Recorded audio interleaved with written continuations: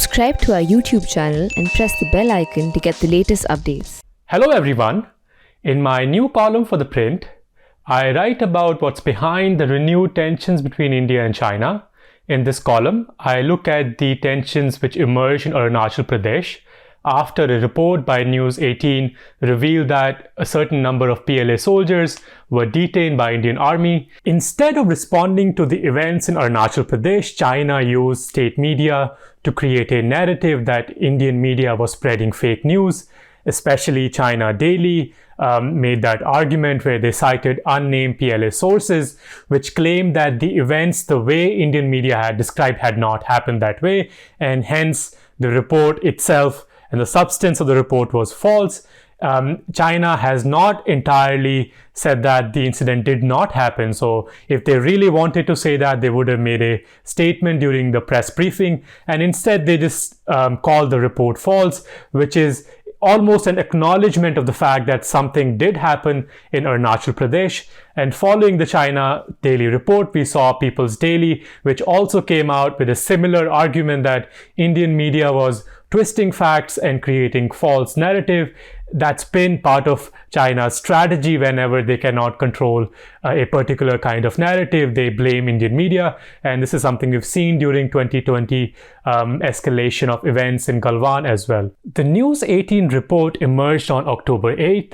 And following that report on October 10th, we saw the talks between India and China in Moldo. Those talks did not result in any significant meaningful outcome, because we've seen that China has not honored the agreement that they had agreed to in the past, and instead they called out India for making unreasonable demands.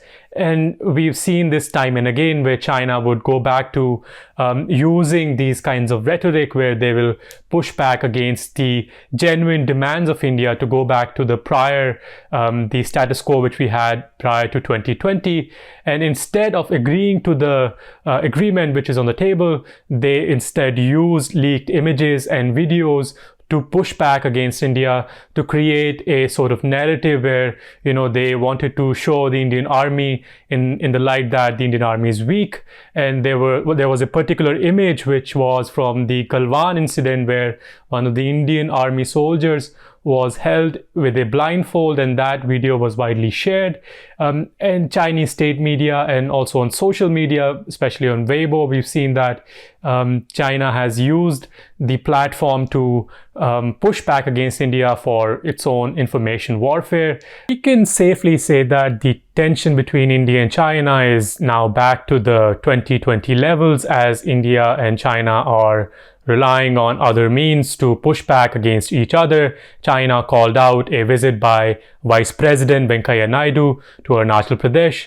And though MEA had not called out Xi Jinping's own visit to Ningchi, which is 20 kilometers from the border with India in Arunachal Pradesh, and India has maintained a consistent position on where the line of actual control lies. It's the Chinese side that does not agree and they want to change the status quo. But there is a lot of inconsistency in the way China makes the argument. On the one hand, they said that the Arunachal incident took place on the Chinese side of the border, but they also say, especially the Chinese Foreign Ministry spokesperson Zhao Lijian said that the Arunachal Pradesh region is something that China has not recognized, and hence this whole region belongs to China. So you can see that inconsistency between China's arguments about where the line of actual control lies, and China has a lot to deal with right now. It's also, sort of has a confrontational relationship with the US and Japan and other countries, and has opened another front with India where they are quite literally spread out, and they're having difficulty maintaining troops at the high altitude where Indian army has equally mirrored deployment, and hence China is relying on other means to push back against India.